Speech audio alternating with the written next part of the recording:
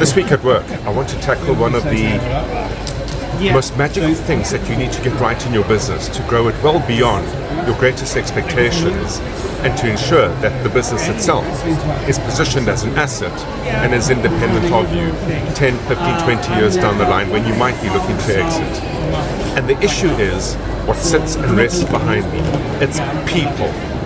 I often hear business owners say, if you want something done properly, do it yourself. But here's the reality. Without getting people on board and without getting the right people to do the right thing at the right time on board, the likelihood of any business being bigger than you are and transcending you in fact is zero. So we need to get the people formula right. How do you get that job done? I think the old days of printing out a job description from the internet or ChatGPT, relying on a recruiter to then fill that position, and then onboarding someone on the back of hope and prayer that they will get the job done for you is very, very unlikely. Instead, if you take a different approach and say, well, what makes up our commercial processes? Because those are the roles you're looking to capacitate with people. You have marketing, you have sales, you have fulfillment, you have administration, you have retention, you have supply chain. If each of those functions in their own right are broken up into activities, put into a sequence that give measured outcomes, in effect, if each of those processes are created into separate individual systems that eventually conjoin together to create a client experience, I think you're a step ahead, way ahead in fact, of your competitors.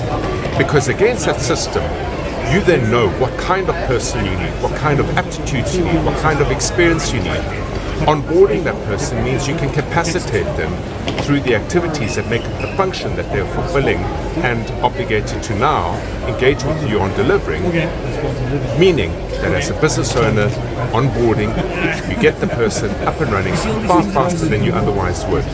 It allows you to performance manage, it allows them to thrive in understanding what it is that they need to do and performing on the back of that, and it allows you to then build through a framework between yourself as an employer and the employee, an environment of trust and structure against which everyone can evaluate each other and together take the business or the function of the role that they're performing to its next level.